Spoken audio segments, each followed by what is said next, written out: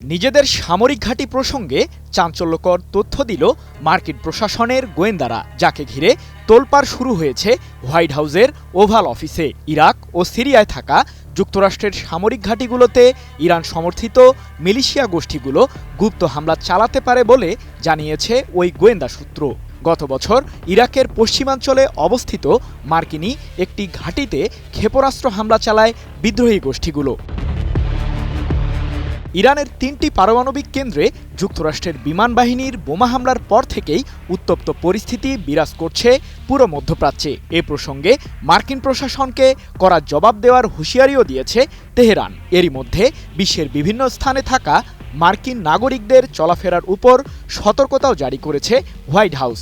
জনসমাগম এড়িয়ে চলার জন্য নিজ দেশের নাগরিকদের সতর্ক করেছে যুক্তরাষ্ট্র। এমন পরিস্থিতির মধ্যে ইরাকে থাকা মার্কিন সামরিক ঘাঁটিগুলোতে হামলা চালানোর প্রস্তুতি নিচ্ছে ইরান সমর্থিত ইরাকের বেশ কয়েকটি সশস্ত্র গোষ্ঠী। যুক্তরাষ্ট্রের গোয়েন্দা সূত্র ইরান সমর্থিত বাহিনীগুলোর প্রস্তুতি সম্পর্কে এমন চাঞ্চল্যকর তথ্য পেয়েছে। মার্কিন সংবাদ মাধ্যম নিউ ইয়র্ক টাইমসের বরাতে ২৩ জুন বিষয়টি নিশ্চিত করেছে ইসরায়েলের সংবাদ মাধ্যম টাইমস অব ইসরায়েল। যুক্তরাষ্ট্রের ওই গোয়েন্দা সূত্রের দাবি, ইরান সমর্থিত ইরাকের সশস্ত্র গোষ্ঠী মূলত ইরাকে থাকা মার্কিন সামরিক ঘাঁটিগুলোকে প্রধান লক্ষ্যবস্তু বানিয়েছে। এছাড়াও তাদের ধারণা সিরিয়াতেও চালাতে পারে এই হামলা। তবে ইরাকের ক্ষমতাসীন সরকার যুক্তরাষ্ট্রের সামরিক ঘাঁটিগুলোতে হামলা ঠেকানোর জোর চেষ্টা চালিয়ে যাচ্ছেন বলে জানিয়েছে সংবাদ মাধ্যমটি। যদিও হোয়াইট হাউস ও ইরান এ বিষয়ে এখন পর্যন্ত কোনো মন্তব্য করেনি।